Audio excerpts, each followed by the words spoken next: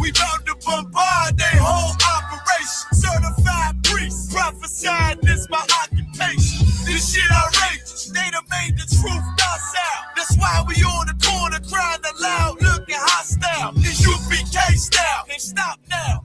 Farthest warfare couldn't last one round. Let the oppressed rise, and let the rich mourn till the sundown. Enough with this shit, about to make it hot, call it compound. This for my niggas, put the guns in the drums down. Dwelling in peace till the Lord called for the bloodhounds. Try to decide my death and got beside yourself. Swore drawn for what you perform. How you gon' hide yourself? Devil's got to die for his lies and his bitch. Ain't got no love for the crackers. Nah, just cruel intentions. And in my father's house is spinning mansions. I got plenty bitch for the Avengers. This your death sentence. I'm talking to you. Slaughter, yeah, slaughter, yeah, slaughter, yeah, slaughter, yeah, slaughter, yeah, slaughter, yeah, slaughter. That they do not rise and fill the world with lies. And die for your skin. You gon' die for your pride. That's why I'm talking to you.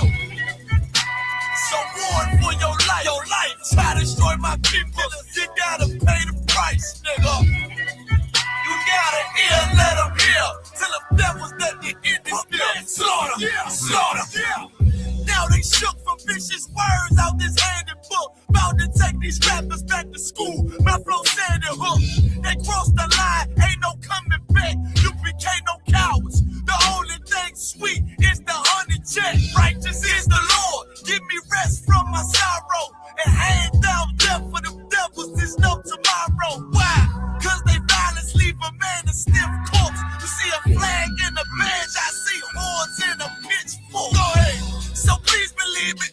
The white man is a demon. And I ain't gon' vote for them to free me. No. They beat us till we.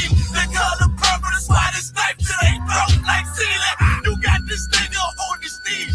They wanna have peace. We're screaming, let this bitch burn at 1,000 degrees. I'm laying in the bosom of revenge. I told her I'd do anything she pleased as I squeeze on the double D's. Fuck you, man. I'm talking to you. Slaughter, yeah, slaughter, yeah, slaughter, yeah, slaughter, yeah, slaughter, yeah, slaughter, yeah, slaughter. That they do not rise and fill the world with lies and die for your skin. You gon' die for your pride. That's why I'm talking to you. So warn for your life. Your life. Try to destroy my people. You gotta pay the price, nigga. You gotta hear, let them hear. Till the devils that you in this deal. Slaughter, yeah, slaughter, yeah. The police just shot him for no apparent reason. No reason at all. They asked for license and registration. That's the police officer over there that did it. With the black on.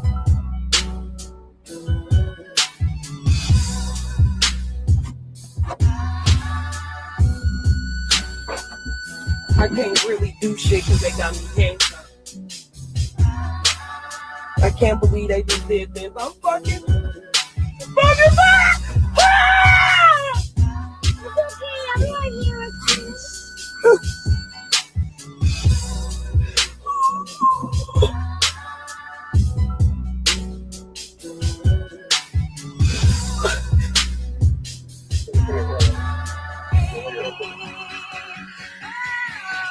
Slaughter, yeah, slaughter, yeah, slaughter, yeah, slaughter, yeah, slaughter, yeah, slaughter, yeah, slaughter. That they do not rise and fill the world with lies and die for your skin. You gon' die for your pride. That's why I'm talking to you. So warn for your life. Your life. Try to destroy my people. You gotta pay the price, nigga. You gotta hear, let them hear. Till the devils that you in this deal. Slaughter, yeah, slaughter, yeah.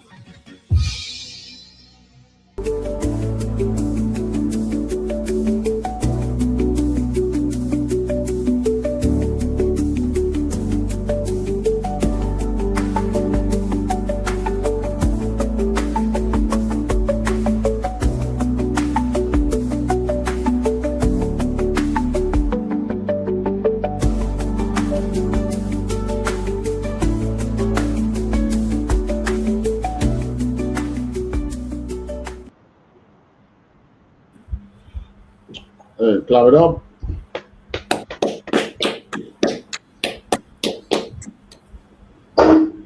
Hey, Shalom, Yabashim Rashai Barakatah. Welcome to our viewers. Welcome to our Sunday afternoon scripture breakdown. This is ISUPK Jamaica, started at 1 West 125th Street, Harlem, New York. That's right. Since 1969. ISUPK today is run by Commanding General YAHANNA, the man with the rank and the authority to be the leaders of the blacks, Hispanics, and natives. Yahweh Basham Yashai Barakatah to the brothers, Yahweh Shama Alatan Basham Yashai to the sisters. All right. You know, 125th Street of our history when it comes to blacks in Harlem, you know. Come. 125th Street, I think that was where that gangster name again. I call him something like Bumpy or something like that. Oh yeah, come. That stood up to the mafias. Stood up to the mafias. And let the mafias know that, hello, they're really under my watch now. I can kill you at any time.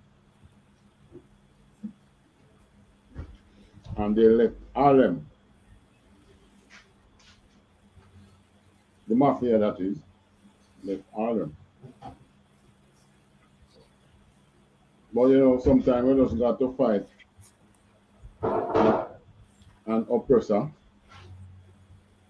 by their own game and try and beat them by their own game, which is what the Most High will be doing. Beating them at their own game. All right, this week now we're looking at Black history, or true Black history. We're looking from Solomon, King Solomon, to Arsaret, to the Atlantic slave trade. Hope we can get through all that still.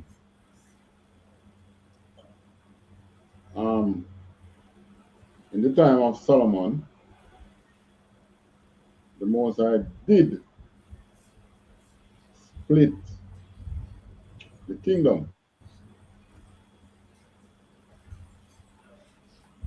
He split the kingdom in two in the time of King Solomon, because Solomon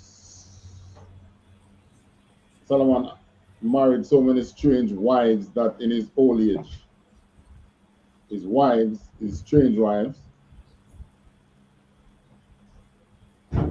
turned his heart from the Most High. And the Most High was wrath or vexed with him for turning his heart away from him. And rightfully so. Now, because the Most High was angry with him, of course, if the Most High is angry with you, he's going to give a punishment. So the punishment that he gave to Solomon was to split the kingdom in two, pull 10 tribes, 10 of the 12 tribes out of his hand. But of course, it didn't happen in the time of Solomon. It happened in the time of one of Solomon's sons. All right, go to 1 Kings, chapter 11. Come. We're going to be reading from verse 1.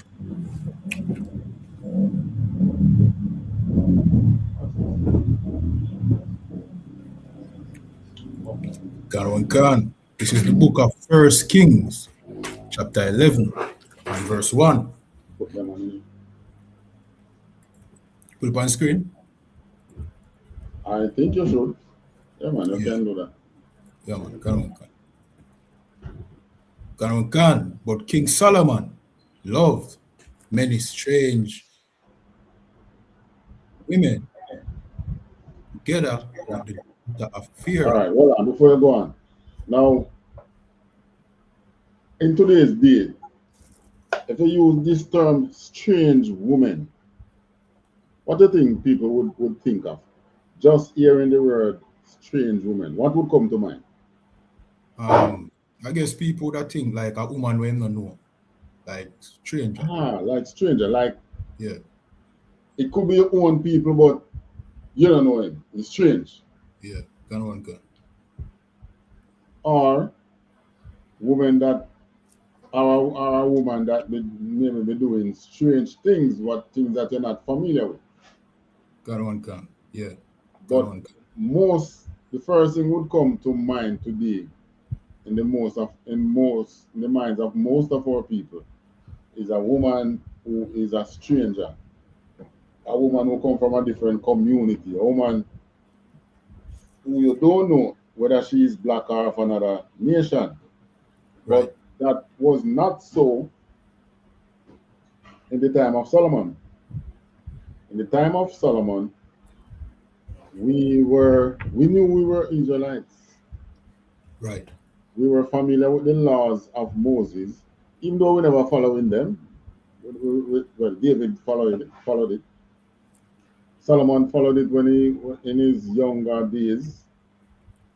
But because he loved strange women, these women changed his heart. Now, in the scriptures, you're talking about strange women, you're talking about women of another race. Right. A woman that is not an Israelite. So, in the church, they speak as if Solomon, the Most High punished Solomon because he had too much woman. Gun. But that was not so. These are the nations that we are going to name now, which Solomon took women. And of course, no doubt, these would have been beautiful women. Because, I mean, if you ever have a gold crown on your head and you call yourself a king, oh, pretty woman one. Right. Right. And King Solomon, being a king, what he did, he chose beautiful women out of these other races. And who are these races now? Read on. Gun one gun. Together with the daughter of Pharaoh, women of the Moabites, Ammonites, Moabites, that is the Chinese. So then take Pharaoh, daughter, that would be what now? Egyptian, right? yeah, gun one gun. That would be an Egyptian. In Solomon's time, Egypt was still being run by the Egyptians. The Greeks Gun. did not overthrow them as yet. It's just since this week I knowing that there was actually more than one Cleopatra who run Egypt. Okay. So like the word Cleopatra have a meaning. That have a meaning? Yeah, ask. Not that I know of. Okay. But the last one, I was listening to something since week. And the last one to run Egypt was Cleopatra the 11th. The 11th. 11th. And I was Okay. like, really? So So much? So, but those would of course been the Greek descendants. All the Cleopatra was Greek descents. So that's why they never did look as black as the original pharaohs. If you should read First Maccabees, it tells you when the Greeks under Alexander invaded Egypt and the stories that happened and the things that happened after. So, as much as there are some misprints and, probably mistiming of events in the scriptures, which was lost because of translation, it is still a book which it is still the most reliable history book from the time of our beginning as a nation down till now. Right. I won't tell you that it is the best book for world events, because really and truly the Bible holds the history of the 12 tribes of Israel, and Israel being a man who the Most High changed his name from Jacob to Israel, and his children became known as Israelites,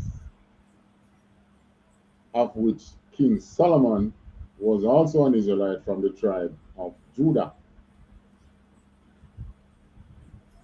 But there are laws that we live by, and these laws are bound to the Most High God of heaven. And one of the laws says that we should not take unto ourselves wives of the other nation. Right. And we should not give our daughter to their son, neither should we take their daughters to our sons. Right. We should keep the nations pure.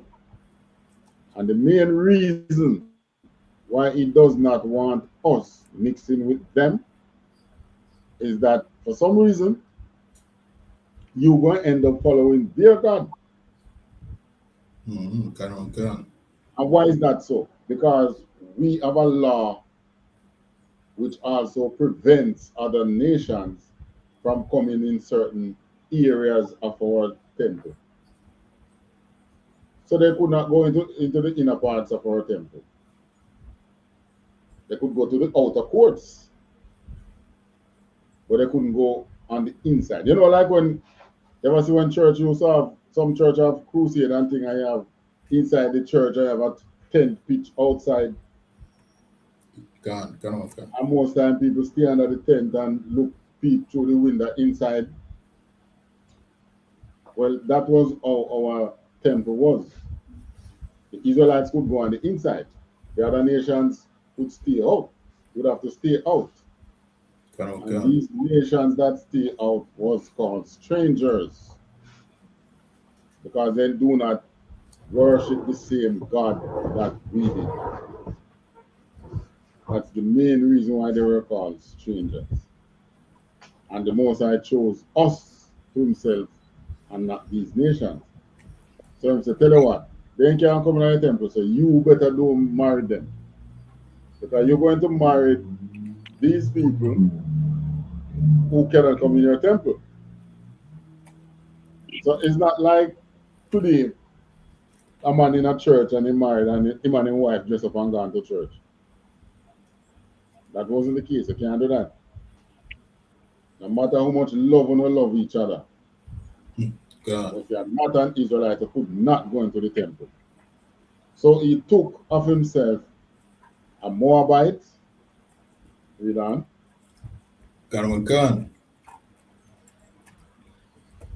Hey, Shalom, Officer Araya Allah. Shalom, Adawani, yeah, man. All right, we're there first King 11 and 1. God won't cancel. Let me just finish read verse 1 and then I can pick up from verse 2, yeah? God won't cancel. Women of the Moabites. That's the Chinese. Ammonites. That is the Japanese. Edomites. That is the white men. Sidonians. That's African. And the Hittites. African again. I think the Hittites, if I'm not mistaken, the Hittites, I think, is one of the offshoot of the Egyptians.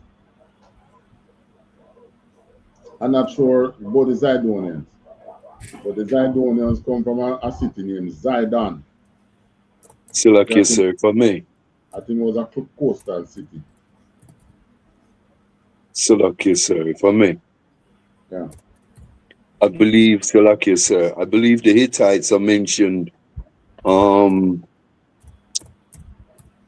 they're mentioned in Exodus as one of the seeds of Canaan, The Hittites one were, of the African tribes. yeah, you're right. The Hittites were already in the land, and the land was populated by Canaanites. Yeah, you're so right. So the Hittites would have been a Canaanite. They are the Hittites, the Hivites,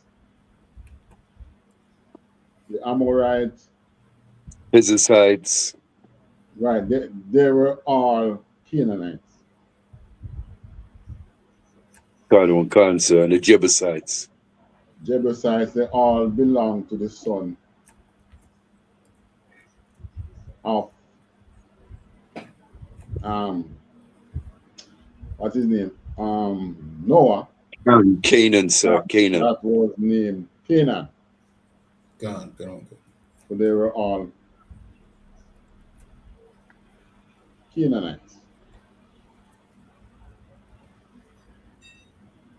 And the Canaanites, sorry, Noah didn't have a son named Canaan. Noah had a son named Ham. Yeah.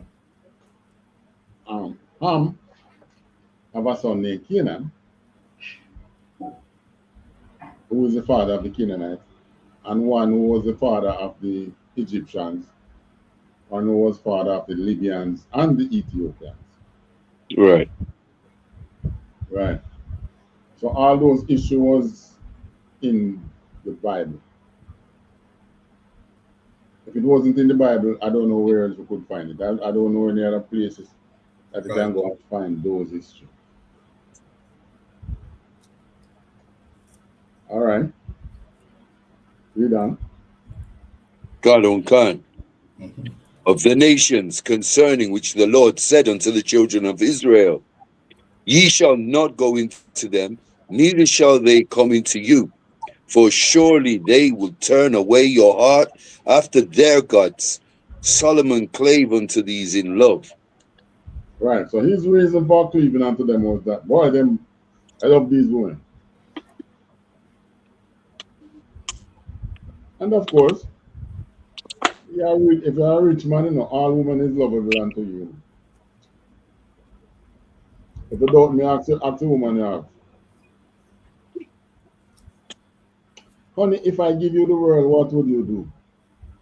Oh, I would kiss your feet. So King Solomon was able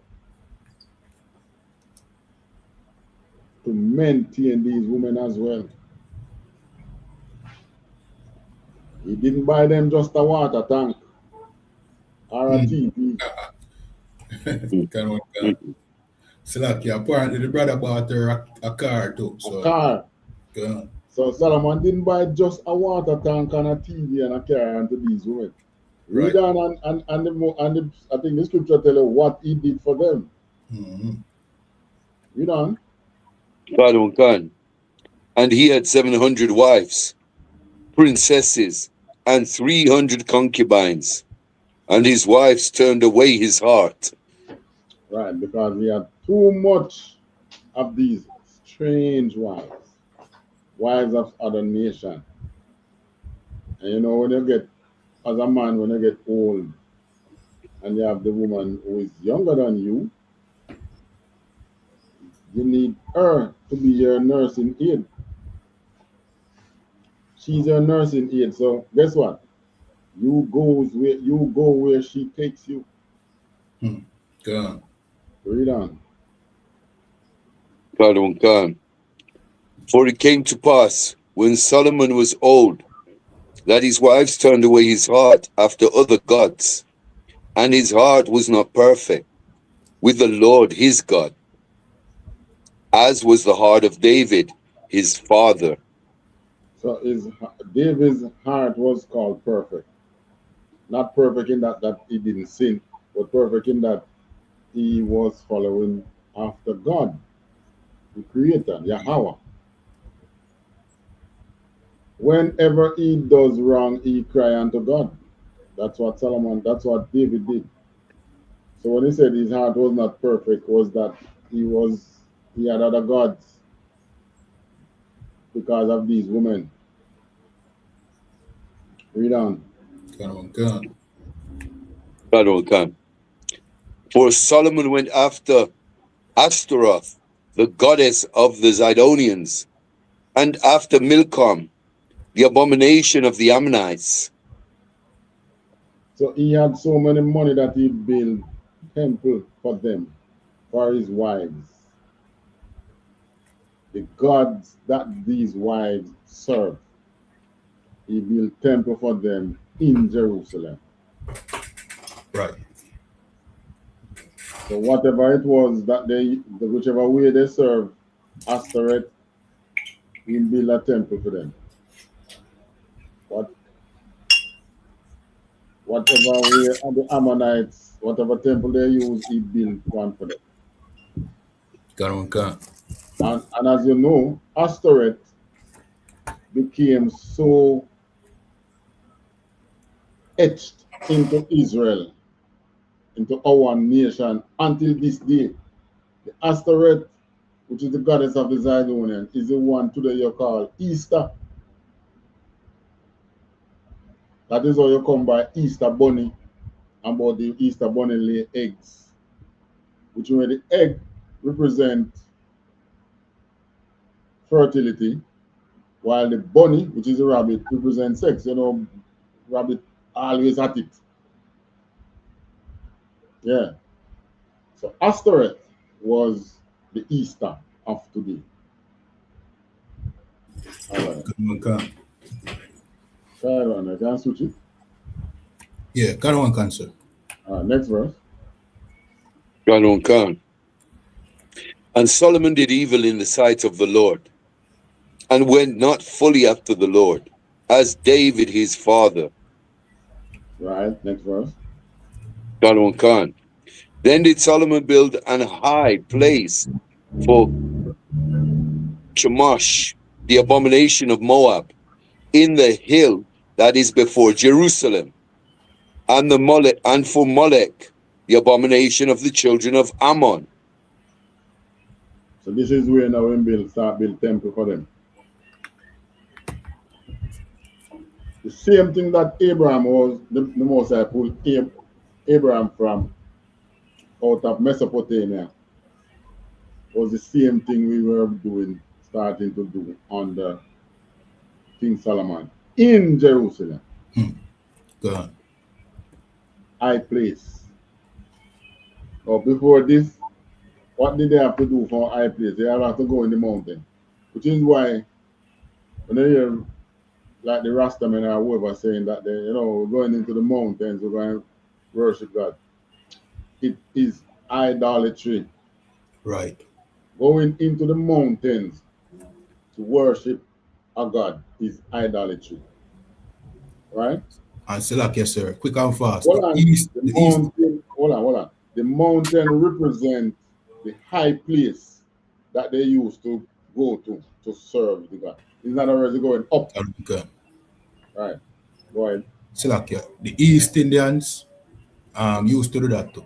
Salakia. Yeah. And even now they do it in India. During COVID. That was how so many of them get to die in the mountains. That They went up to the mountain to their God for cure and end up dead. They died on the way. Because there's no cure there. It's idolatry. Right. Right. Go on. Continue.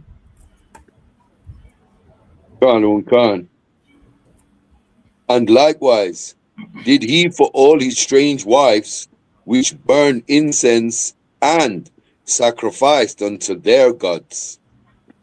Right. He built temple for all his wives' strange God. This is why you hear me telling you, him just buy a water tank and a TV and a car. With them. He was rich. So he took care of his wives. But they still lead his heart astray. Right. Right? So, you know, as men, we have to be careful, you know. They will lead you astray. It's only when the strength of God comes in, we might not fall that way. Come. All right, next verse. Salakia, sir. You know what I mean? And it's the same thing with our Valentine's Day. If you notice, I mostly the woman push them energy there, you know. You know what I mean? Yeah, and I know them about the present. Yeah, Because they're on the receiving end. That's why they push for it, you know. Can. You don't buy me nothing for Valentine's Day. Yeah, but me put food in that house last week. Right. I paid your car insurance just 2 days ago. God. Right? You didn't have no water in your house, and we put one tank by your house so you can always have water. God. You're in the house and you was bored. I bought you a TV. So what if I didn't get you something for Valentine's Day itself? I've been always taking care of you. Right, read on. And Salakia, sir, for me. What? And just to add further to that, the Benjamite girls in the UK are taking it a step further than that, because they're getting their little flowers and their chocolates and their weekend trips to the coast for the for Valentine's Day, and they're turning around and telling their men and their husbands they want a car and they want a flight to Dubai for 2 weeks. The chocolates and the flowers and the trips to the coast in the UK are no longer substantial and they're not good enough anymore. God. Well, Dubai not cheap. Right. From what I heard, it's not a cheap place. God. So if that's what they are demanding. So when they demand a trip to Dubai for 2 weeks, and that 2 weeks pass, what's the next thing they're going to demand from the man? God, exactly, sir. Come up with most of the resource spent up in that way. God. You were saying something? God, sir. My brethren, he must have took his girl to an Elamite restaurant and spent £100 on her. On the 2 meals and the desserts, and bought her flowers and chocolates, and she stopped talking to him for the night. He's telling me the other day that she was fuming. He was telling me yesterday that she was vexed and she wanted to go Covent Garden, which is a place in London where you go and spend £500, £1,000 on a meal and champagne and all these luxurious things. Is a place where men but it's where VIPs take their women and their wives. A place called Covent Garden in London. Normal people don't go to these places, but this is what some of the Benjamite brothers are facing in these pagan times, in these times of the year that we're celebrating that we shouldn't even be celebrating, sir. Salakia. And for the purpose of our listeners, he took her to a restaurant, spent £100. In Jamaica, that's about $23,000. Right. Yeah, for one meal. For one night. And Salakia, sir, she was fuming that he never took her Covent Garden and spent £1,000. Hey, listen. What many of us men need to do from the moment you are courting the woman. You're not a virgin, you know. Right. So don't believe you're bringing any golden nash to the table. He's not the first man to go in that Nash. Right.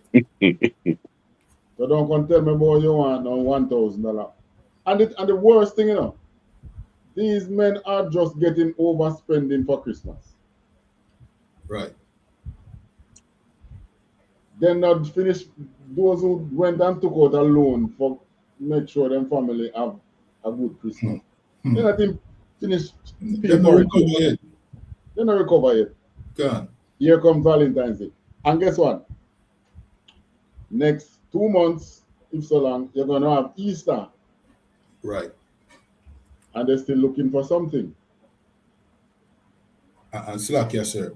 What makes it even more expensive is your sin against God. You know what I mean?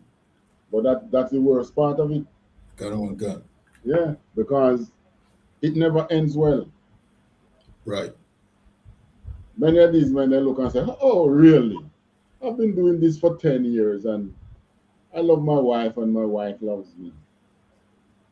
Until one day, because there a time is going to come when a rod is become a rope rather than a pole. You know? What do you think might happen that time? That time you're going to realize that somebody else was in your life. You're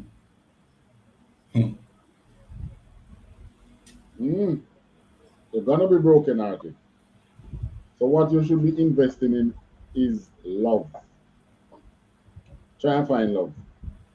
And I met no woman tell you about, if you're not doing all these things for me, you don't love me.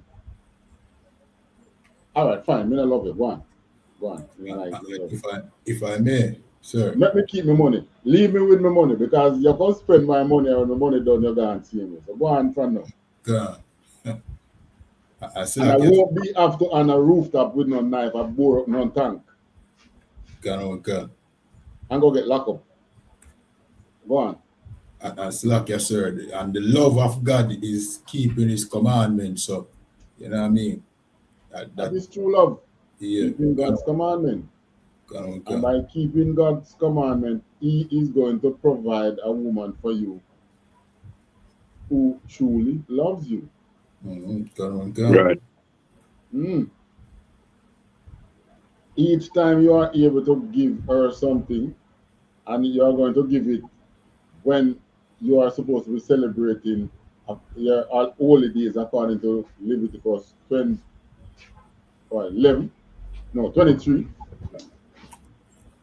with the Most High's holy days, and not as Solomon did.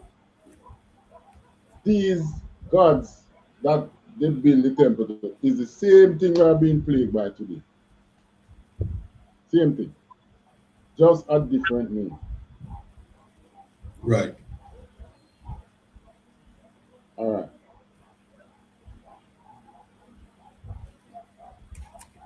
Next verse, we're going to what? 13, I think.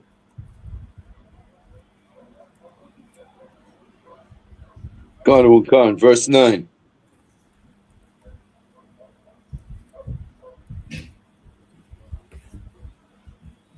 And the Lord was angry with Solomon, because his heart was turned from the Lord God of Israel, which had appeared unto him twice. And the twice that the Most High appeared to him was before, was right when he turned king. And he turned to God and said, I don't know what to lead these people to say. And the Most High said, okay, ask me for whatever it is your heart's desire. And he smartly asked for wisdom. He didn't ask for riches. I didn't ask that the Most High would give him the strength to kill his enemies. He asked for wisdom. And the Most High gave him a double portion of wisdom. Right. But with all that wisdom, boy, the woman still sat patiently and wait until he was old. You don't love me. If you love me, you'd build me a temple. But I can't build you a temple. I've been your wife for 20 years. And I've shown you nothing but love. If you love me, you build me a temple. Okay. I love you. Here you go. Build a temple. That was what happened. It turned his heart. Next verse. And had commanded him concerning his thing. Salakia. And had commanded him concerning this thing, that he should not go after other gods, but he kept not that which the Lord commanded. You know, one of the interesting things about living in Jerusalem in the time of from Moses come all the way down to King Solomon was here you are in the middle of the nations. You were surrounded right around by heathen nations. And all of them of God, which was not the God of heaven.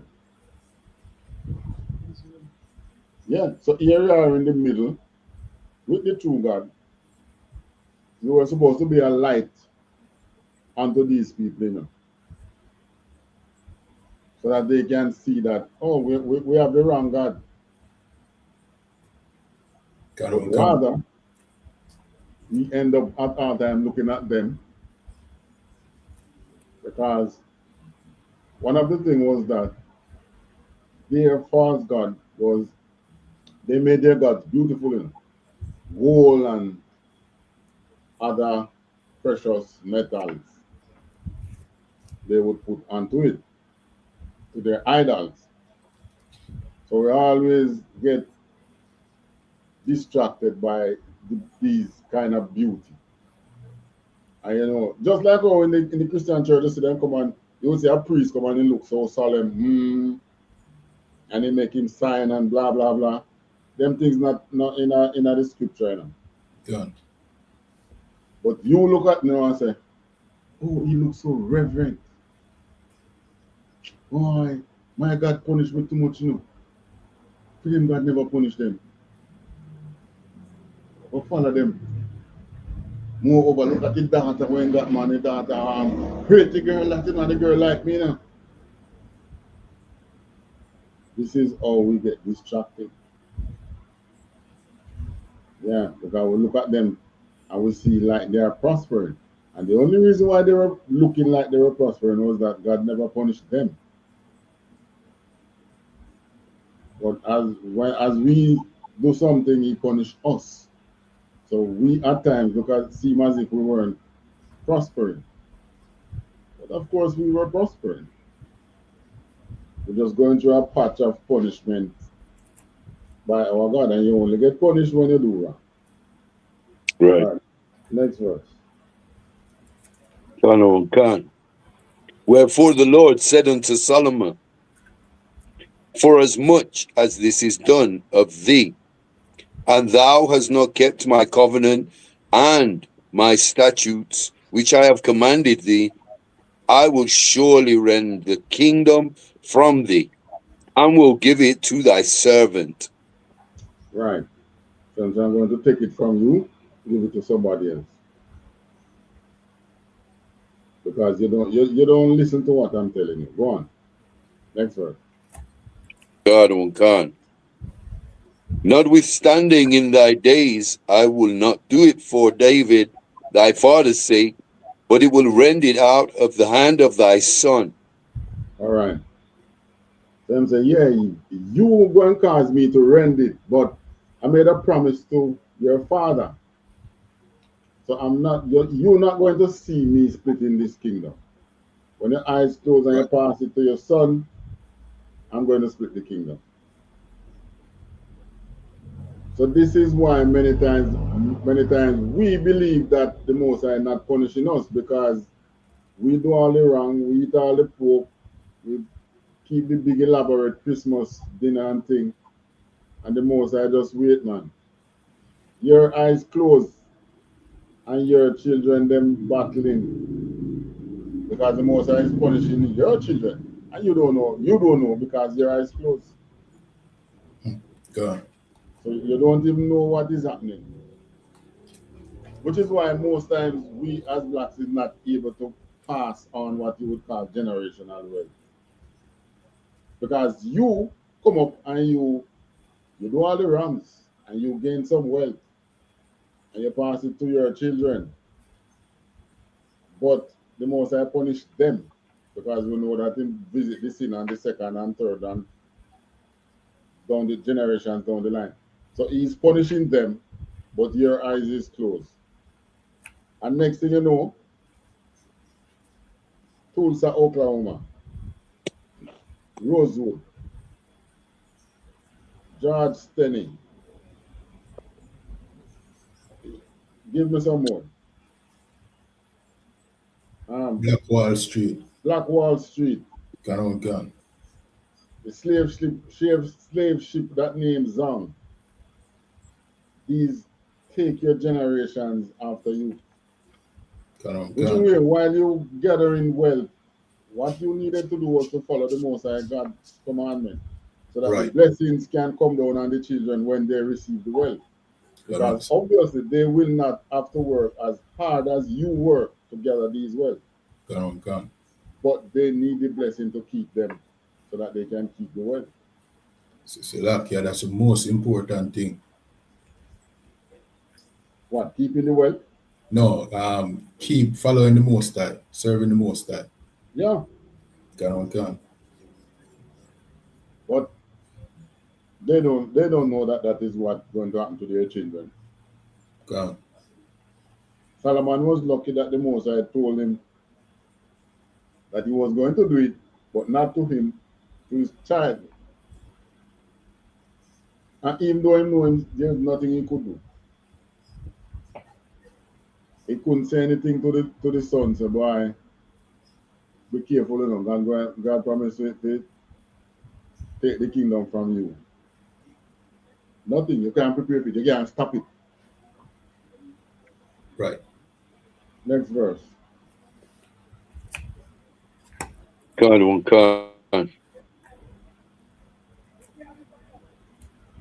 Howbeit, I will not rend away all the kingdom, but will give one tribe to thy son for David, my servant's sake, and for Jerusalem's sake, which I have chosen. Right. So, even though him split the kingdom, they're going to get one tribe. And that one tribe turned out to be Judah. Sorry, Benjamin. So, if he was a Judite, and the Most High gave him Benjamin, that's us. Which is why, from before slavery, right after slavery, we and them always, we in the Caribbean, we're always going where they are. So nobody was going to England, nobody was going to Canada. Marcus Garvey time, your people was mostly going. America, where Judah is. You know how many of us get so into England? It was a wind rush. Blacks was going to England, but not in any big drove. It was wind rush that brought a lot of blacks over there from the Caribbean. Because the Most High gave them a tribe. And that has been in our DNA from all the way back then. So it was always Judah, Benjamin, and half of Levi. Because I know Levi didn't have any inheritance. So wherever the cities are, that's where they are. They became the priests over that city wherever they reside. And they were the priests in those cities. So the Most High split the kingdom. Pick up now from 2 Esdras 13.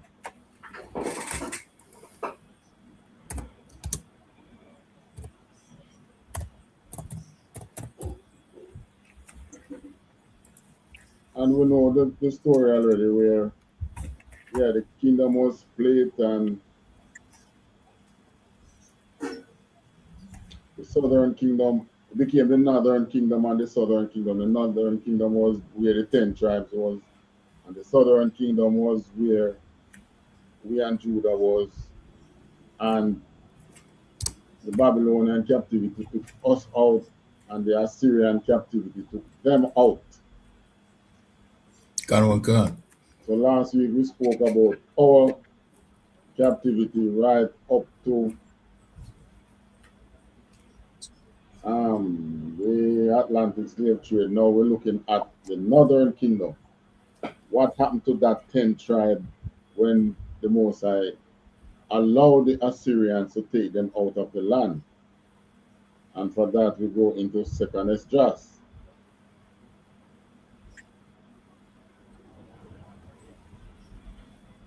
Officer Kaida, if you look in, hold on, if you look in the private chat, I sent there was a link I posted in the private chat. Look in the receipt in there. Yeah, well, I have it, sir. I have it pull up. Okay. All right, so 2nd Esdras, go on.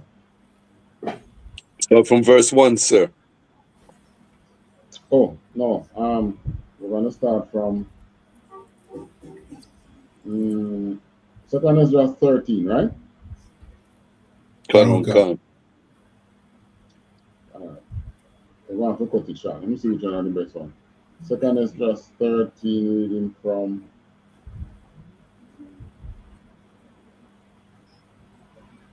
all right, start from 41. Con, the book of 2nd Ezra, chapter 13, verse 41. But they took this counsel among themselves, that they would leave the multitude of the heathen and go forth into a further country where never mankind dwelt. All right, so they now, after they were given freedom through Cyrus the Persian, all 12 tribes was given liberty. So Judah, Benjamin, half of Levi, and those who want to return went back to Jerusalem. But the majority of the 10 tribes counsel among themselves that, you know, because Ezekiel already gave them the scripture that, the prophecy that God himself will take them back into the land. So then say, all right, we get the liberty, but we're not going back in the land. We're going to a country where no mankind has dwelt before. And there's a reason why they wanted to do that. Next verse. Con, that they might there keep their statutes, which they never kept in their own land. So then say, all right, we can't function around these heathens, you know. So we'll go over there, so, and we're going to keep the laws of God away from these heathen, because they keep on distracting us. Go on. Con. And they entered into the Euphrates by the narrow passages of the river. Narrow places. You have passages in your thing there? But Salakia, what did I say, sir? Passages. Passages, yeah, that's what it says, sir. Okay. Passages of the river. Okay. Here we have places of river. Anyway, same thing. So this was how the Most High took them out. Going into that. But we can jump over this a little, because we know what happened when they came around here. Man, they didn't follow Aseret and those gods. They made their own. God. They made gods for each day. 365 days in the year, 365 gods. But they had their own. the practices were similar. in some cases. Go But on. some of them was, well, yeah, kind of them use human blood and something, just like the other thing over. And change the name, especially the Indians, the native Indians. Man, they come up with something, doing rain dance and all kind of thing, and celebrating this God and that God. So in other words, they went there to celebrate the God of heaven according to Moses' law, but they didn't. Maybe they started out that way, but Go on, go. they were sidetracked. Go on, go. And believe it or not, they were trading with the Assyrians when they were around here. You know? Okay. Go on, go. So they had Assyrian influence same way. That's why the Mexicans them and the Assyrian them look similar. You know? They just like how we most of our people look like the white man. A lot of the Mexicans they look like the Assyrian them. Go on, go. Yeah.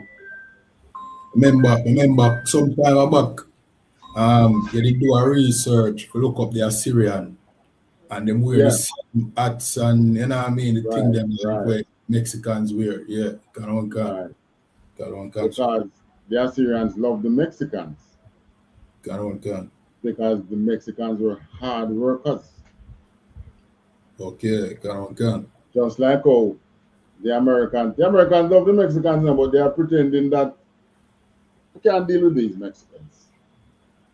But they know the value that the Mexicans are bringing to their let's call them by their tribe. They are the tribe of Issachar. So they know what Issachar was bringing. They know what Issachar is bringing to their economy today. But they are pretending like, you know, just like how they know the value that blacks bring to their economy, but they are pretending like, I can't stand these people. You can't stand we no let go, man. Right. But they can't. Because the other nation that is going to come and assist us, they are the next nation that is going to rule the earth. So the white man knows that. Now I'm not going to let us go. Which is why Christ himself will come and wring us out of his hands. You despise something so much less, yet you can put it aside. Eh? Obviously you love it. Right. Give me another verse now. God on God. For the Most High then shewed signs for them, and held still the flood till they were passed over. Right. So they enter into the Euphrates River. And this passing over, you know, the river goes out to the sea. But at the mouth of the river, you have what you call now the bar mouth, which is a sand bridge. So the Most High gave them a flood, so the ships could go over that sand bridge or sand barrier over into the sea. Read on. God on God. For that country there was a great way to go, namely of 1.5 years, and the same region is called Arsareth.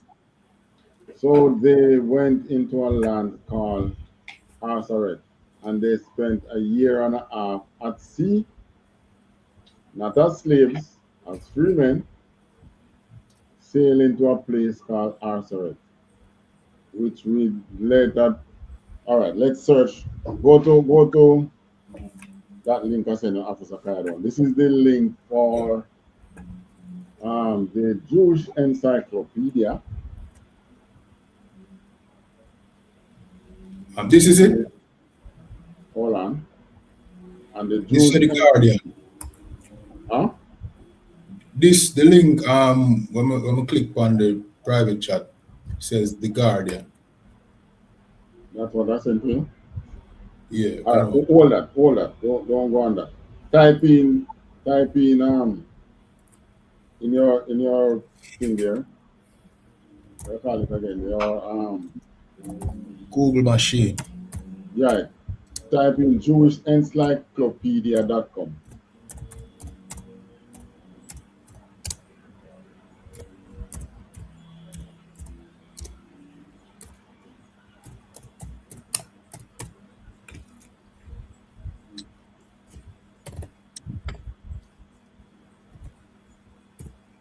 You got that? Can. All right, then you're going to type in the Jewish Encyclopedia, and we're going to type Arsaret. Oh, you find it? Yeah, okay. The next thing we want to search for now, what was the name of the stone again? The Bat Creek stone. Bat Creek. Yeah. Bat Creek. BATCREEK. Yeah. STONE. Can.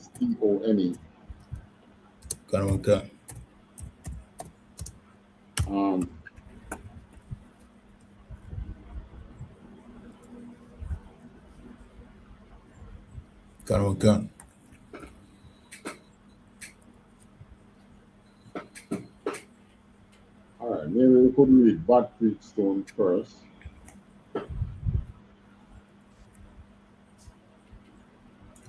Can. This says the Bat Creek stone is an inscribed stone tablet, now considered to be an host found by John W. Slacky, you have a link to the specific thing where you want? This sound like the oppressor's version. Well, I go and do oppressor. All right, let me send you. No, the one that I have. Yeah, let me send it. Can send it. Yeah, cancel.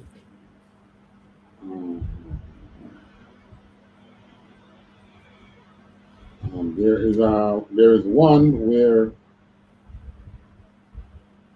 there's a video attached. Let's see if we can find the video. Okay, this.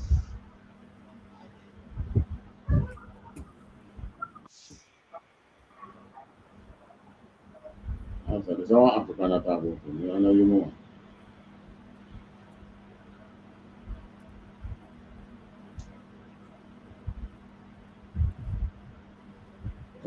Anyone of you feeling know, you have one of the heathen tribes talking about it. Can. No, but I want to basically attack like them think is a host. So them, you know what I mean, them a try this. Yeah, man, they try to say it is a hoax. All right, so continue reading then. Yeah, I don't know if I'll send you the AI overview. Can. And let me see if it can. I'll send it in the. You can it in the private chat. Let me see.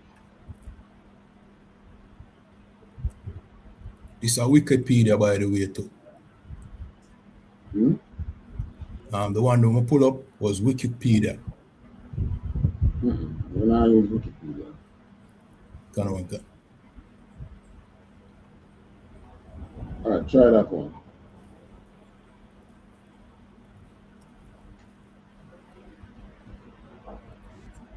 Can. It says the Bat Creek stone is a small inscribed stone tablet found in 1889 in a Tennessee Native American burial mound by a Smithsonian agent, which is widely considered a hoax, which briefly championed in the 1970s as proof of pre-Columbian contact due to alleged Paleo-Hebrew lettering. Research suggests the inscription was copied from a 1970 Masonic book. All right.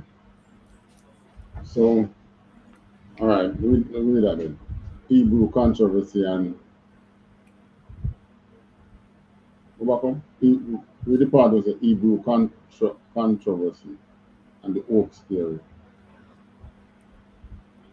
Go on. Select. Yes, a Hebrew controversy. Yeah, and down the bottom, listen. You have discovery below what you just read. Okay, gone on. It's a Hebrew controversy. In 1970, Dr. Cyrus Gordon argued the symbols were Paleo-Hebrew from the 1st and 2nd century AD, suggesting All right. Suggesting transoceanic travel. All right. So what's the Oaks theory now? The Oaks theory, research Mary L. K was and Robert Mainford demonstrated that the inscriptions were likely forged by tracing them from an image in the 1870 book General History of Freemason in Europe. So they are saying the back creek thing is, that's an Oaks. They were not speaking Hebrew.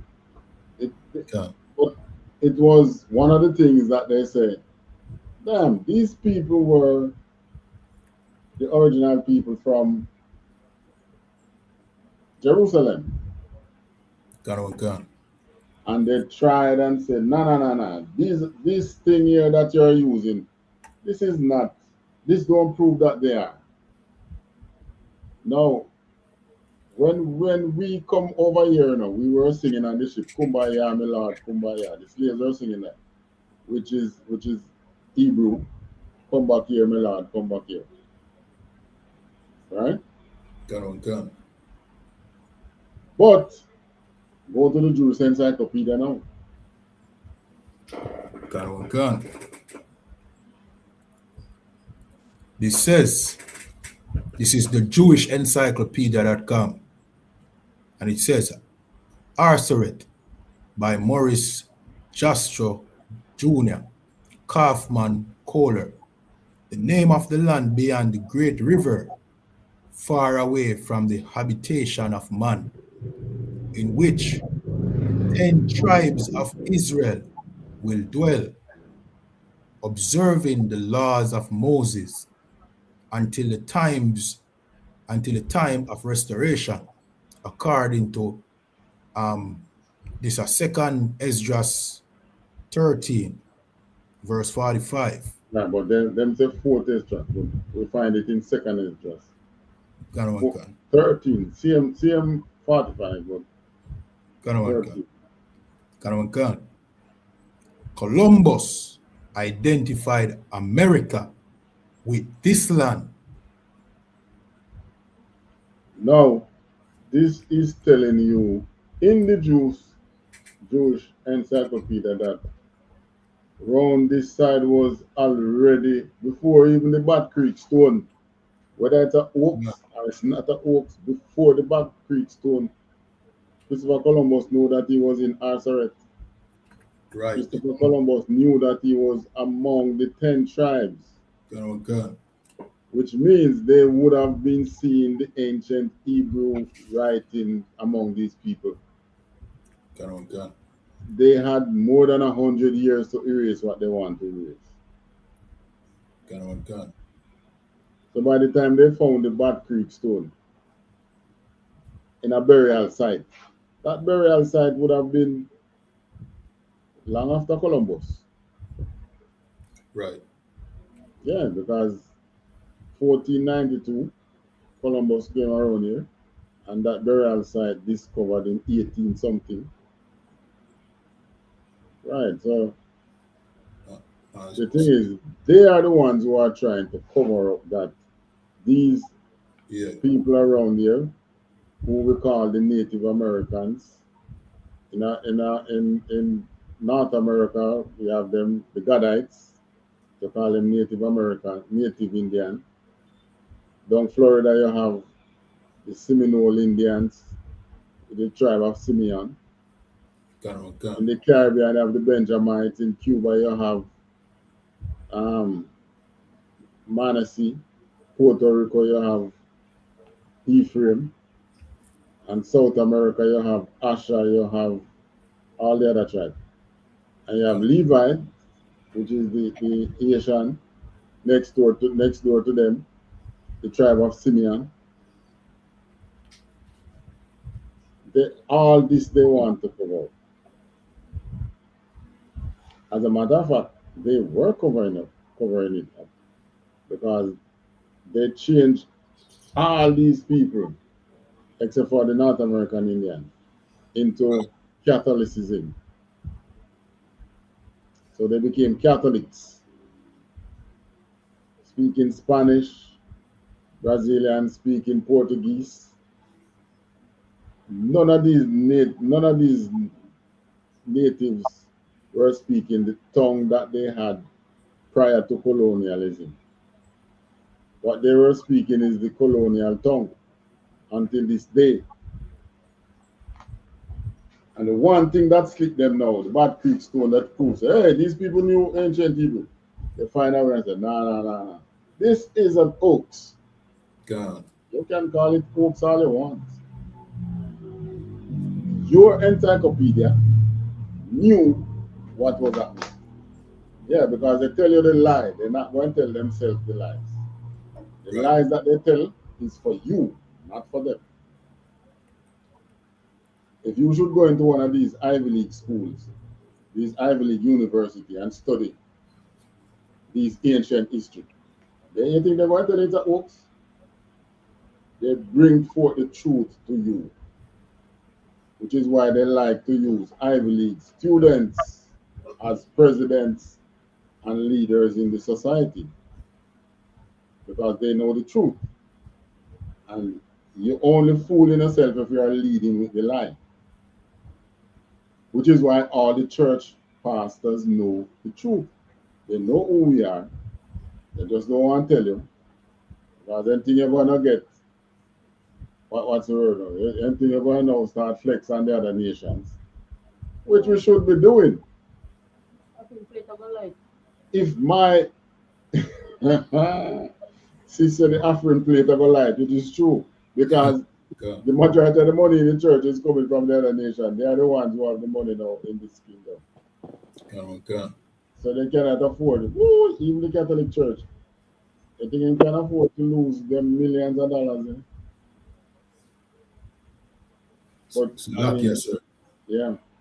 Remember, say Columbus himself did have to work with a Hebrew translator when he came over, you know what I mean, to the so-called New World, which go back to the point where they make him know saying that to interact with the Hebrews. So he work with a Hebrew translator or interpreter. You know what I mean? Mm-hmm. And he came over here in search of the 10 tribe too. Yeah, searching for Aseret. They came over here navigating by the stars. Columbus was not lost. Right. And Columbus didn't write in his diary that he was lost. It's those who trying to cover up the thing that about Columbus was lost. Columbus was not lost. When they come over here and they found the cities they find over here, you know.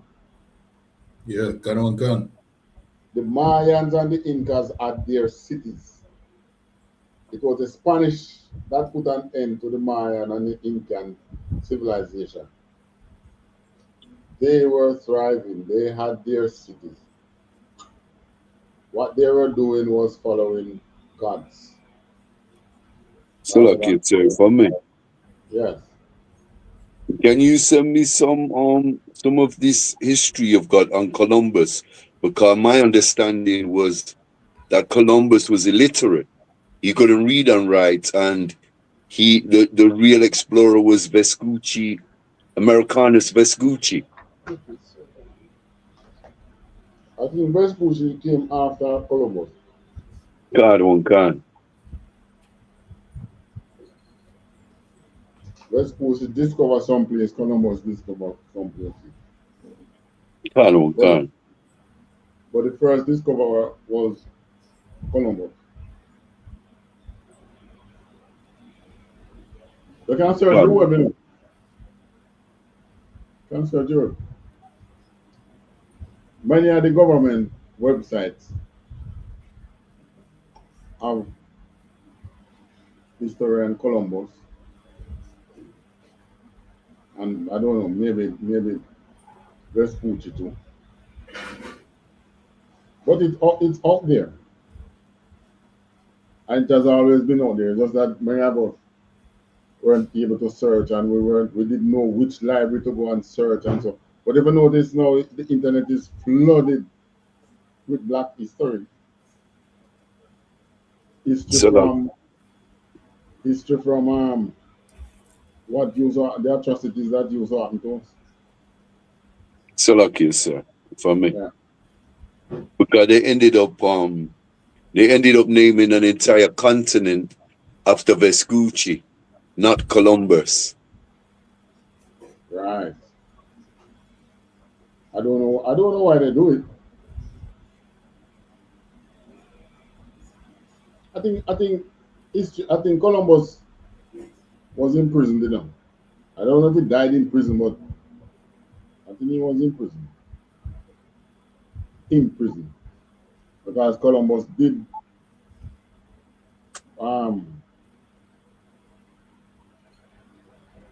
enrich himself from the voyages.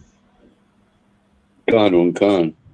So lucky, sir, because there is a place, I'm not sure where it is, sir, but there's a place in America called Columbus. I'm not sure whether it's in the South or in the West, but there's a portion of America is named after Columbus. But the entire continent. Hold on. Washington, D.C. What do you think the D.C. is?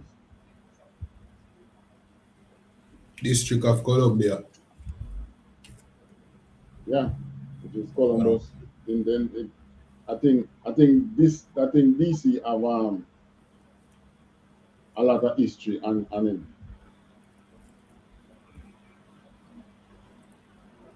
think DC have a lot of history and Columbus, because I think that was where they say the ship must land or something like that.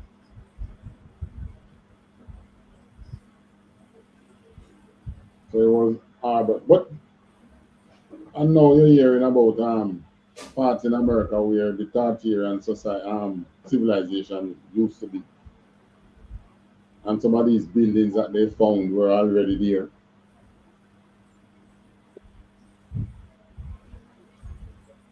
So all of a sudden, yeah, they build America and then build these great cities up until the 40s or 50s, and then America has not built a city in probably about 100 years now. No new city for the past 100 years. Why? Maybe you found many of these cities before, and what you did was just to build on them.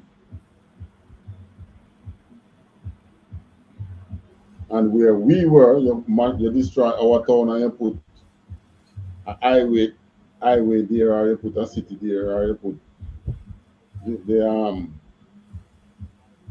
Pentagon there, or you put you know what will enhance this town? A nice, beautiful lake right here. Somehow, wherever we live is always good for a beautiful lake. I don't know why. In fact, I know why. You just want to destroy us as a people. Up until the time when, what's his name? The CIA man there, director there. One of the longest serving CIA director. The one that said the greatest danger to America is not the enemies really of America, but black unity.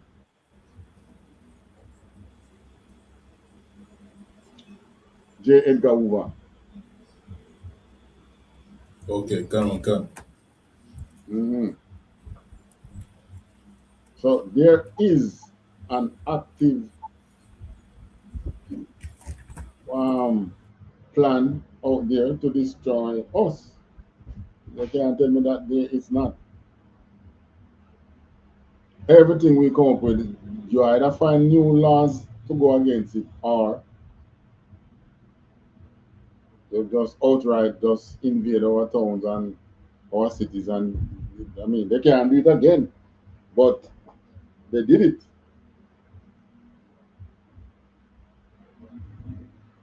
And with all that, we're still rising, right? So our 10 tribes was in Arsaret. So let's go to this one, other one now. The Zang slave ship. Who was on the Zang? Not the 10 tribes. We were on the Zang, the southern kingdom. People from the southern kingdom. Judah, Benjamin, or Levi. All right. So the Zang. All right. Officer Kairon, step out on it. Can't find it.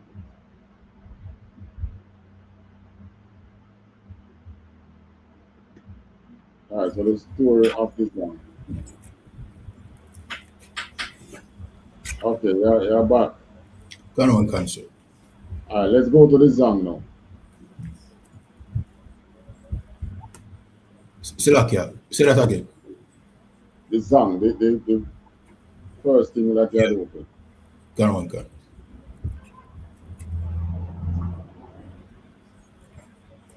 Can one can.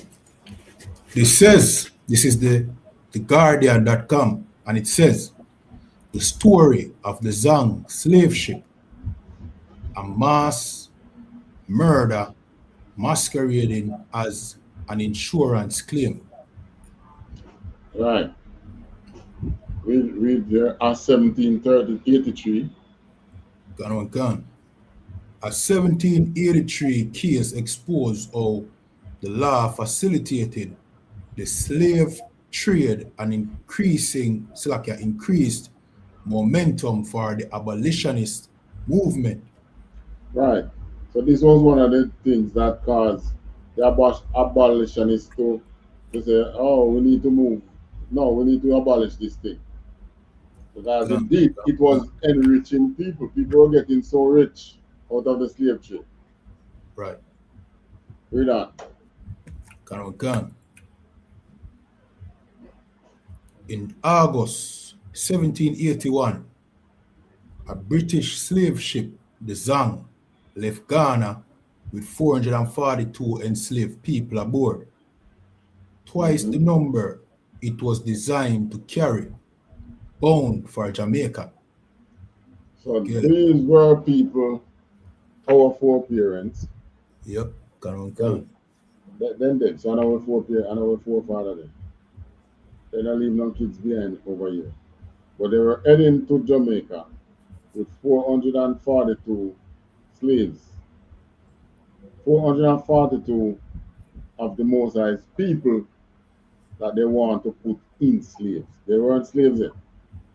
These are people who they want to sell into slavery. All right, read on. And they were carrying, the ship was not designed to carry 400 on. It was designed to carry 200 on. Can. Go on. Can.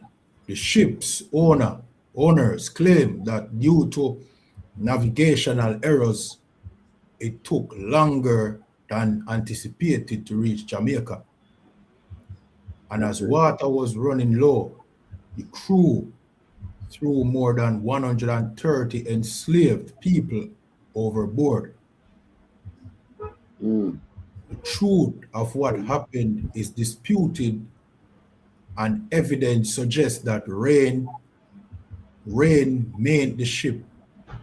It's like rain made the ship had enough water. Right. So they got rain, so they would have catch water from rain. Yeah. That's what it's saying. But they had to throw 130 enslaved people overboard. That's called jettison under insurance law. So when they do that, that's loss of cargo. Read on. Can. As was common practice, the ship owners had taken out insurance for their cargo of enslaved people. When news of the massacre reached England, they made a claim for compensation. The insurers refused to pay, and the ship's owners took them to court. Because that was a lot of money to pay. Gun. For 130, and you're going to pay, you have to pay them at the price that they would get for the selling. Right? The insurance company said, no, sir, we're not paying. All right, they went to court. Read on. Gun. The case demonstrates how the law facilitated the transatlantic slave trade, but also strengthened the campaign for abolition. It was, says James Walvin, author of the book The Zang, and Professor Emeritus of History at the University of York, mass murder masquerading as an insurance claim. Right. You murder the people then. Go on. Because why can't, all right, the term murder tell you that what? What is murder? The premeditated unaliving of someone. Right. Gun. So in other words, what this man was arguing was that you all planned this. Gun.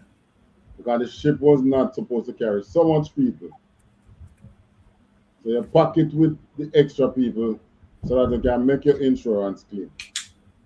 Which way you had planned it, it's murder. So I'm saying it's a mass murder masquerading as insurance claim. Read on. Gun. A jury heard the dispute.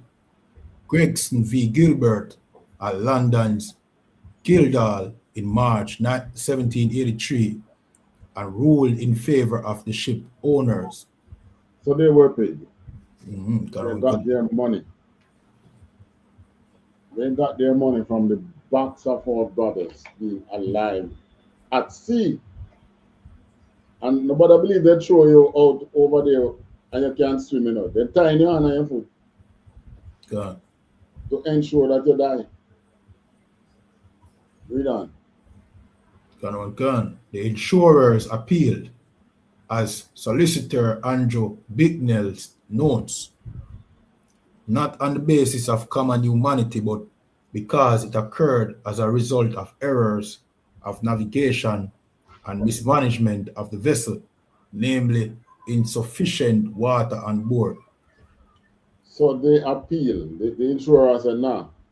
The insurer didn't appeal to say, you do these things to some humans.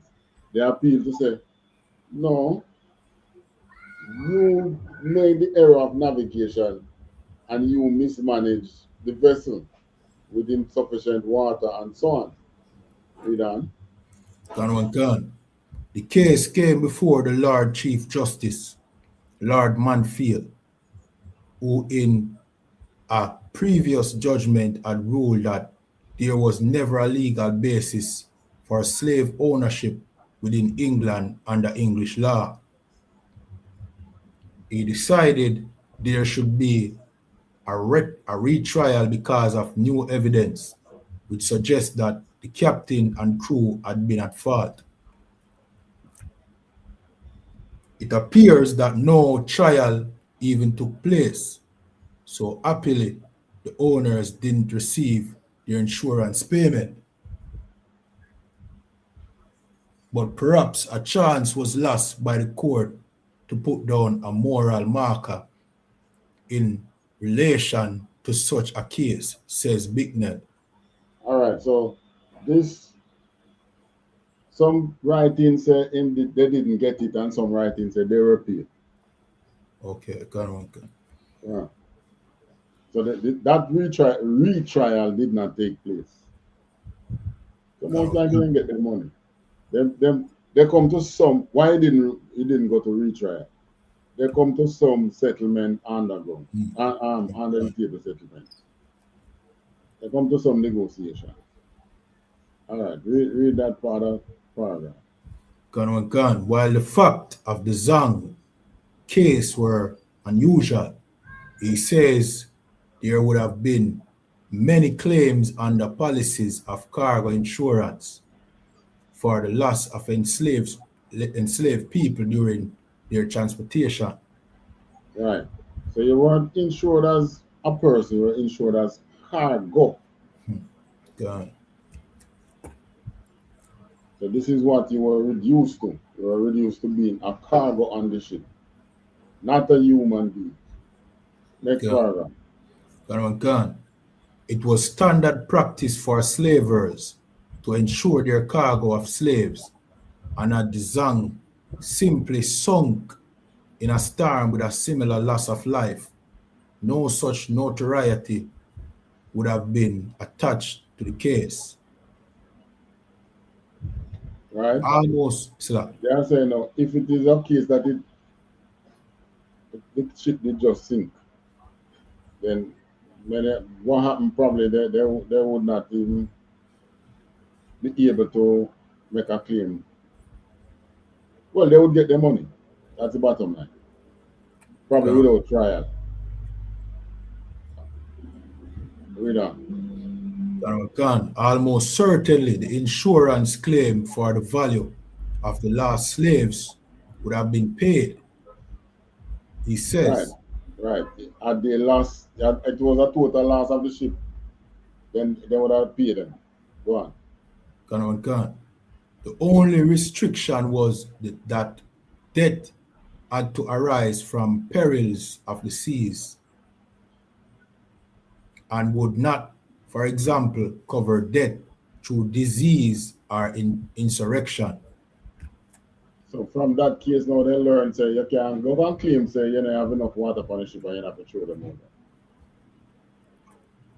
over. Alright? But some settlement take place. Read on. Some academics have suggested that the West Indian trade in enslaved people and the produce of their labor accounted for up to 40% of the cargo insurance premium in the London market of the late 18th century. So insurance has become a big thing. Even today, London, they remain the international insurer. All insurance policy we buy, there is insurance. The one you buy it from, they call them the insurer. Then you have, they now go and reinsure what they insure for you insuring you. They go now and they go to the reinsurers, and then the reinsurers go to the top insurers in England. Until today, they own the what's the proper word? Royalty. They own the royalties for insurance. And it's one of the things, that's one of the cornerstones of the British economy. Collecting, maybe it reaches about trillions of dollars now annually on insurance. They are the top reinsurers right there in England. No matter where, if you're insuring America, you're insuring the Caribbean or wherever, as long as you're in the former British colony. I don't know what they do for other languages and things. They are still the reinsurers for them, maybe. Because that's probably why when the oil ships get blown up and things at sea, it is such a big headache for the Americans. So maybe because England is still the top reinsurer, yes. Reinsurance, see what that mean? Like the insurance companies insure? The policies.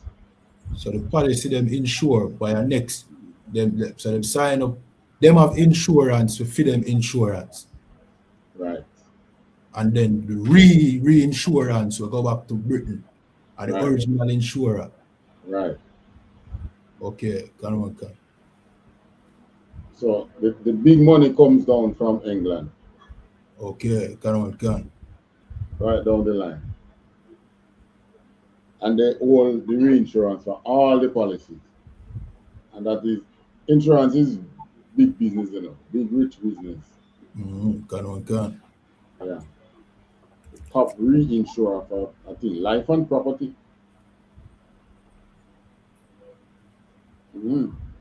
I remember you pay your policy fee annually, you know.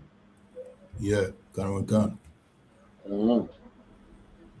So when you pay your policy fee annually and there is no claim, the money stay with the insurance company. So everybody make a profit.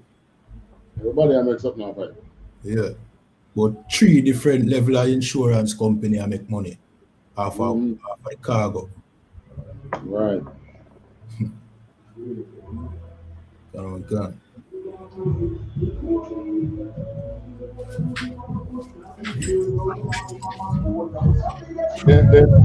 They let us believe that.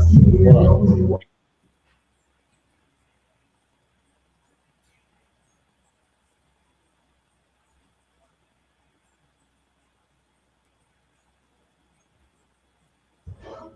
They make it seem as if, you know, these kingdoms, they work hard. You know, like how we go in the field, and when I say the field, I mean wherever is our workplace. We go out and we toil to get paid and to keep money turning, right? Yeah, can. So they make it feel as if that is the way the kingdom get rich. But really and truly, the kingdoms get rich by moving around paper and moving around gold and silver and doing some trade.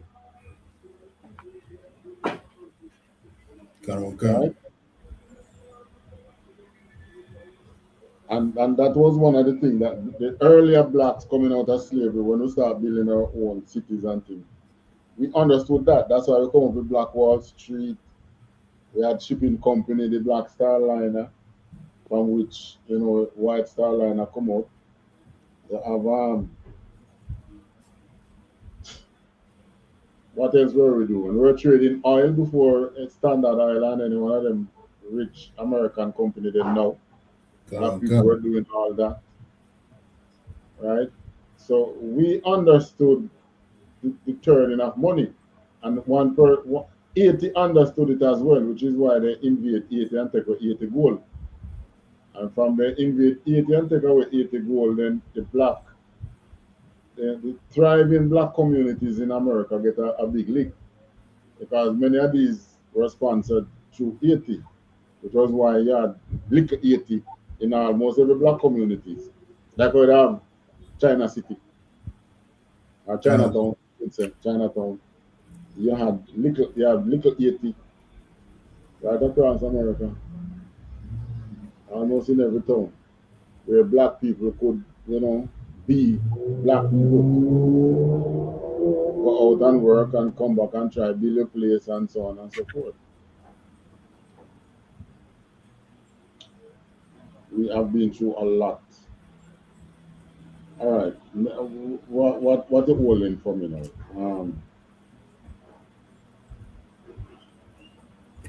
All right, I think we can cut it there with this. We get the whole idea. That was a slave ship which said threw off many of our people overboard. All right, take me to Ezekiel 37.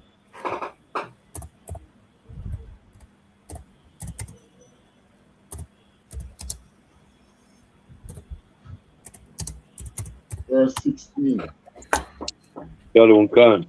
The book of Ezekiel, chapter 37, verse 16. Moreover, thou son of man, take thee one stick and write upon it, for Judah and for the children of Israel, his companions. Then take another stick and write upon it, for Joseph the stick of Ephraim, and for all the house of Israel, his companions. All right. So next verse.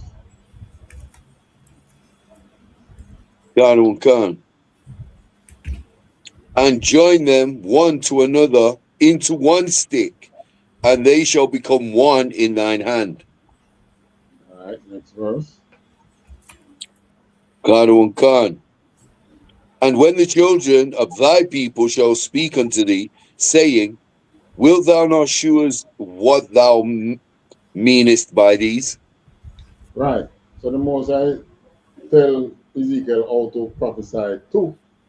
Ezekiel was sent to the northern kingdom, the 10 tribes. So he went through it and he was prophesying with 2 sticks, and in his hand he would join the 2 sticks together. And these people would ask, what that mean? Why Right. what we see you doing? In other words, those sticks were like what you call teaching aid. Read on. Say unto them, thus saith the Lord God, behold, I will take the stick of Joseph, which is in the hand of Ephraim, and the tribes of Israel his fellows, I will put them with him, even with the stick of Judah, and make them one stick, and they shall be one in mine hand. Right. So if you remember, we read in Kings where the Most High split the kingdom under King Solomon. But he sent Ezekiel to the northern kingdom to reassure them that God has plans to join them back to Judah. Right? The stick of Ephraim and the stick of Judah. So the northern kingdom was called Ephraim because Ephraim was the tribe dominant over there. And the southern kingdom was called Judah because Judah was the tribe, Judah had the throne. Judah was the ruler over the southern kingdom, or the governor. They run the government and the southern kingdom. Next verse.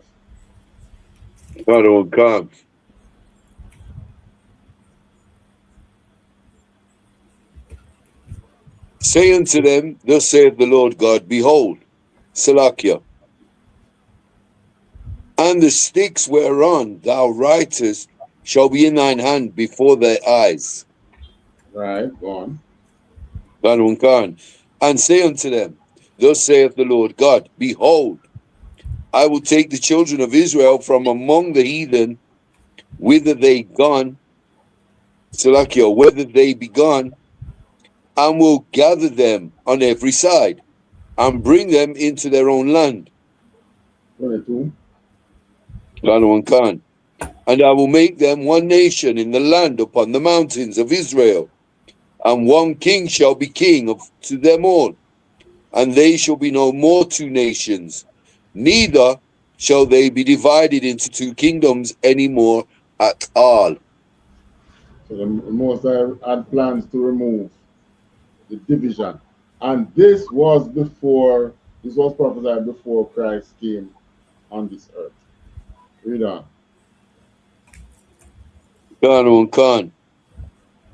Neither shall thou defile themselves any more with their idols, nor with their detestable things, nor with any of their transgressions, but I will save them out of all their dwellings, wherein they have sinned, and will cleanse them Dwelling places. of all their dwelling places wherein they have sinned, and will cleanse them, so shall they be my people, and I will be their God. Right, so from the time of Ephraim, the Most High said, I'm going to put them back together, and they're going to be my people, and I'm going to be their God. But they must have a ruler over them. Read on. God won't come. And David my servant shall be king over them, and they all shall have one shepherd. They shall also walk in my judgments, and observe my statutes, and do them. So the Most High said, when I join them back, All them, our judgments, all my judgment and statutes that they don't want to keep, they are going to keep them. And trust me, what we're going through as a people now, it would have been better if we were at Jerusalem, in our own land, governing our own people. Read on. God. And they shall dwell in the land that I have given unto Jacob my servant, wherein your fathers have dwelt, and they shall dwell therein, even they, and their children, and their children's children, forever. And my servant David shall be their prince forever. So you see why they treat you the way they treat you in this kingdom, because there's somebody parading as you in your house and your culture, calling themselves by your name, and they know that they know the scripture. Because they know what they were doing when Columbus came around here. They knew what was happening, and they know what is still happening. So your rising is the worst thing can happen to them in their eyes. And guess what? In the time of Cyrus didn't see that we rising is any threat to it. Even though Cyrus' kingdom became so rich for having us around, that was why he was able to put the money to our restoration and write to every country who was under his rulership, write to them and let them know that they should have funds available to restore Jerusalem and the 12 tribes. That's how the 10 tribes got ships to sail on the seas and go wherever they want to go. But now you have this other one now holding us. They are rotten rich. But rather than releasing you, they would rather make some nuclear bomb that they think they can fight Christ with when Christ returns. Just remember now, them nuclear bombs have one purpose themselves: to fight against Christ. Which is why they make sure all the nuclear nations become friends under one umbrella. Believe it or not, even though you see North Korea look like a rogue nation, the fact that they have the nuclear, yeah man, they always make a way out for them. Done. All right, verse what that? 25 and 26. Oh, we can go to the end. 26, 27, 28. Come. Moreover, I will make a covenant of peace with them. It shall be an everlasting covenant with them, and I will place them and multiply them, and will set my sanctuary in the midst of them forevermore.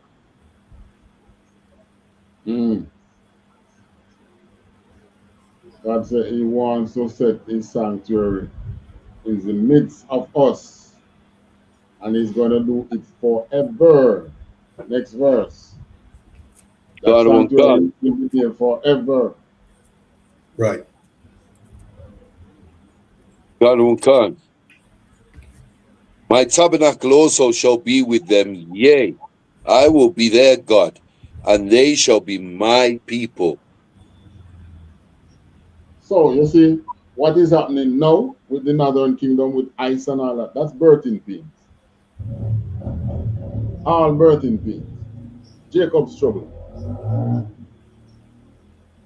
Christ, the Bible tell you about that.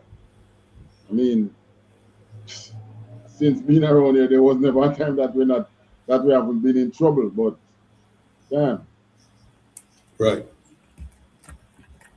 Because many times they hold them. We don't know where they put them.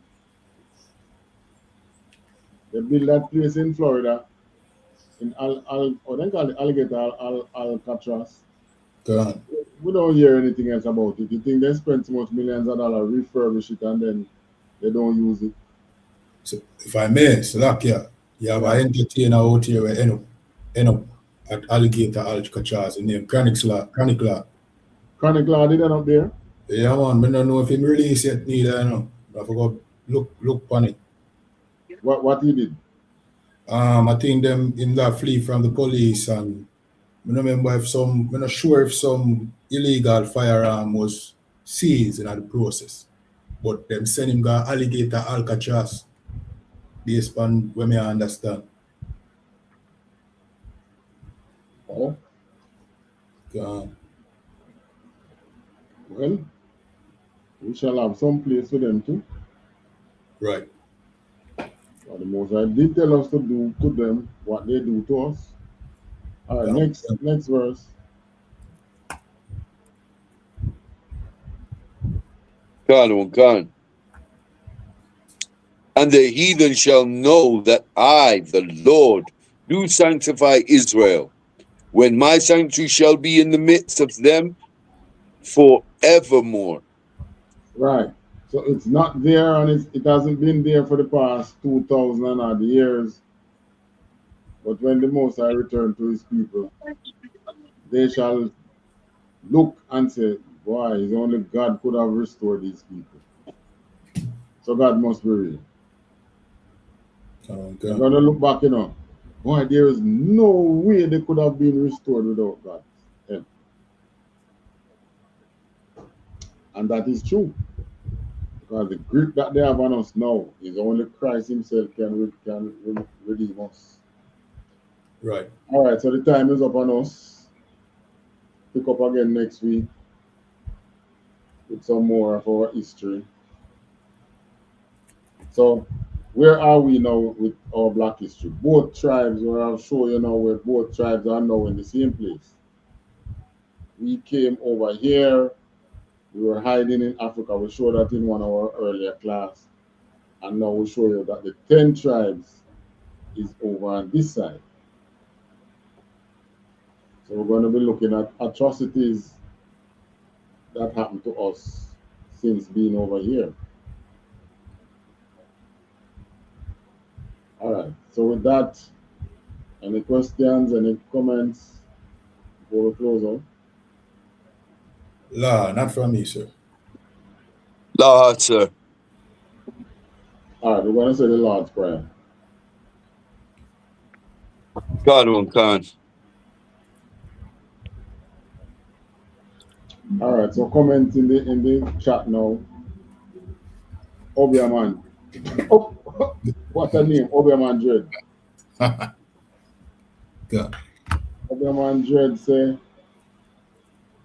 Shalom. And him say, places and passages are not the same thing. Yeah, because people come from places and trying to pass through your other passages. So we know it's not the same. God. Mr. Misleader, you're obviously misleading the people. That's why any Obiaman Dread, you know. What you're trying to do? Put fear in your people. And maybe you're not even an Israelite either. Obia is a Amite thing. That's right. Yeah. The Juju man. Juju, they call it over so. Juju, the Juju man. Juju. Oh yeah. Some places call it that. Juju.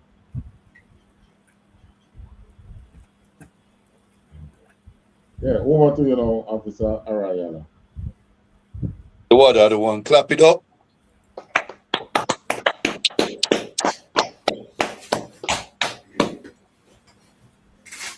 These are the ISUPK security announcements. We are the ISUPK, started out of 1 West 125th Street, Harlem, New York. Rule for a new brother and sister. When a new brother and sister comes into the school, they are off limits for 6 months. They are to be saluted only. They are here to shed themselves of the world.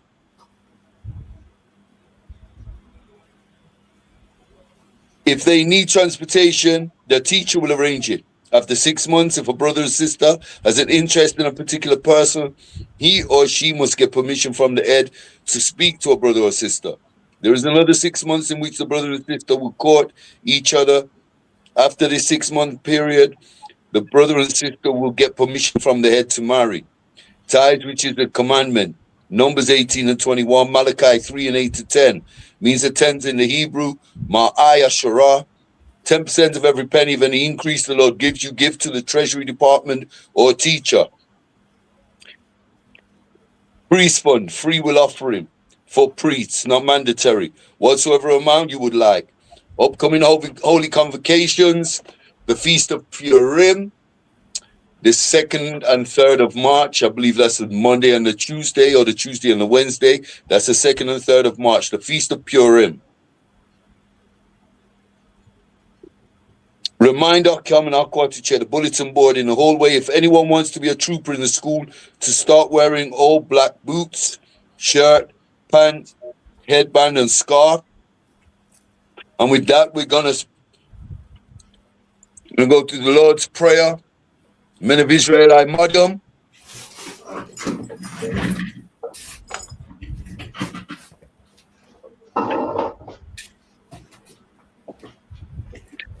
Start, which means turn. We're going to turn and face the east for the Lord's Prayer.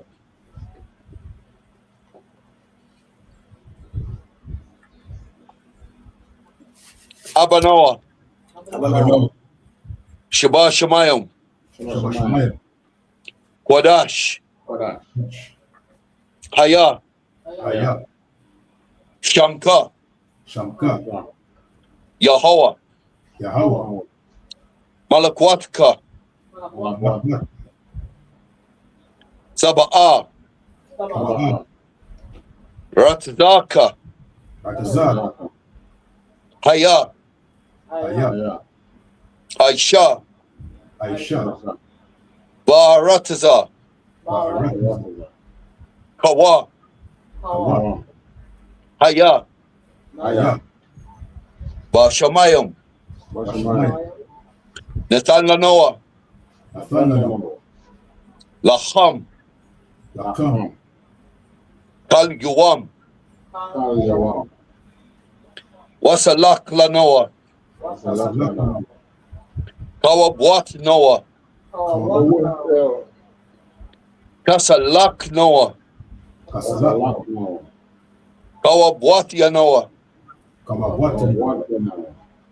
Wala'a. Kabaya Noah. Banasayawan. Abal. Awashai Noah. Mayan. Rai. Kaya. Laka. Hamalakwat. Waha Allah. Wathapara. La'ai walamyam. Aman. In English, our Father which art in heaven, hallowed be thy name, Yahweh. Our Father which art in heaven, hallowed be thy name, Yahweh. Thy kingdom come, thy will be done in earth as it is in heaven. Thy kingdom come, thy will be done in earth as it is in heaven. Give us this day our daily bread, and forgive us our debts. Give us this day our daily bread, and forgive us our debts, as we forgive our debtors. As we forgive our debtors. And lead us not into temptation, but deliver us from evil. And lead us not into temptation, but deliver us from evil. For thine is the kingdom and the power. For thine is the kingdom and the power. And the glory forever. And the glory forever. And the glory forever. So be it. So be it. So be it. Right, Sir, which means turn and face Officer Abadawan. We're going to give Officer Badawan one courtesy salute, men of Israel. I Madium Shabbat. I Madium Barak. Yahweh Ba'ashim Yahweh Shai Barakatah.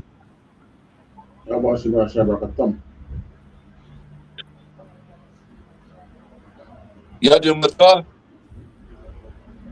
Sa. Turn and face the sisters for one courtesy salute. Men of Israel, I Madium Shabbat.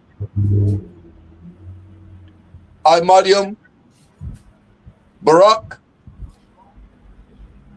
Yahweh Shema Eladan Bahashim Yahweh Shai. Yahweh Shema Eladan Bahashim Yahweh Shai. Yad Yamata. Class dismissed.